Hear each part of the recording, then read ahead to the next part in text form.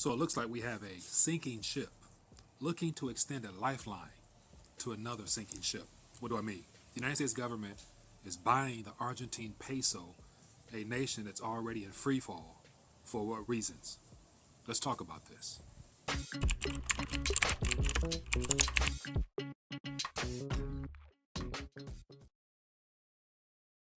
Okay, so I want to take a minute, share some thoughts in reference to just some article headlines that came out, and then get a chance to do my normal news debrief.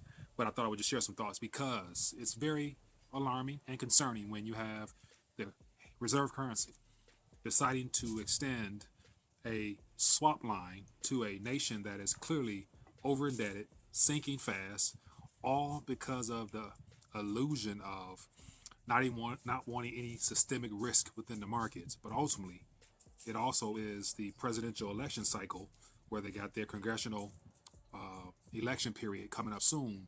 And the last thing Milei, as well as those that I believe are, the puppeteers, the puppet masters over all of these heads of state, the last thing they would want is for things to go backwards and not forward. And so, because Argentinian people right now are struggling so bad because the peso's in free fall, austerity has been passed on to the people, meaning cutting all types of benefits and privileges and everything that the Argentinian people have enjoyed.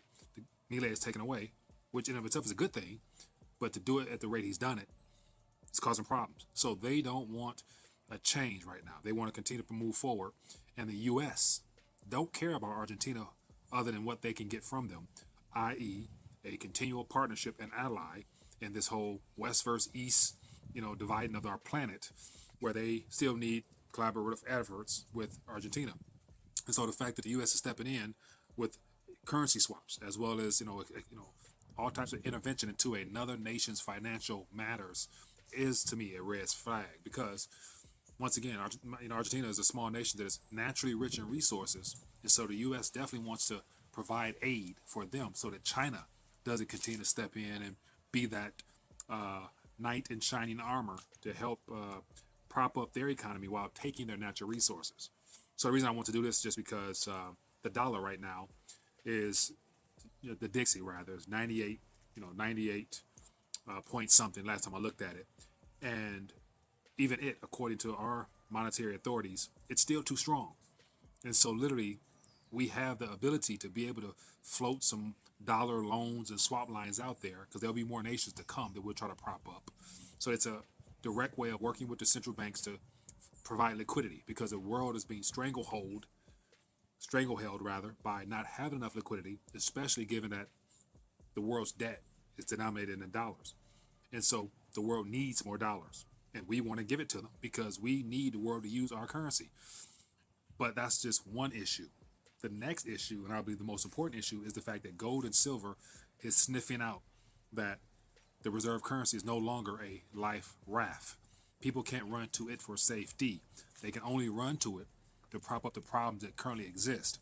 Just like the United States of America has 37 trillion in debt, 140 trillion in liabilities. That's 180-ish right there. We can't solve that problem.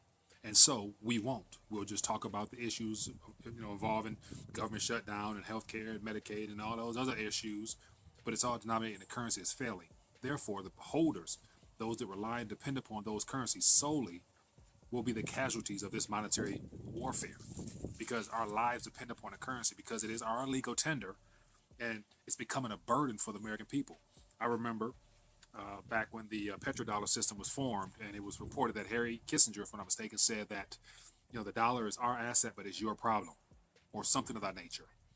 So today is kind of similar, if not in a much different scenario, where the dollar is the United States government's weapon, and it's the American people in the world's problem because we price, use, depend on the Federal Reserve note. And so that's where gold and silver comes in. So right now, gold and silver, yesterday, $51 an ounce. Never seen that before in USD terms. And relative calm from the mainstream media. Gold continuously climbing, new high every week. I think saw something about 30 consecutive weeks or something of all-time highs. A little bit of information. But silver, the people's money, that's where the kryptonite to the powers that be, weakness lies, and majority of people still to this day don't know about it. And talking about Argentina, I have my mate. Big fan of mate. Been drinking it ever since I lived in Argentina, years and years ago. But drink it every day. It's my go-to.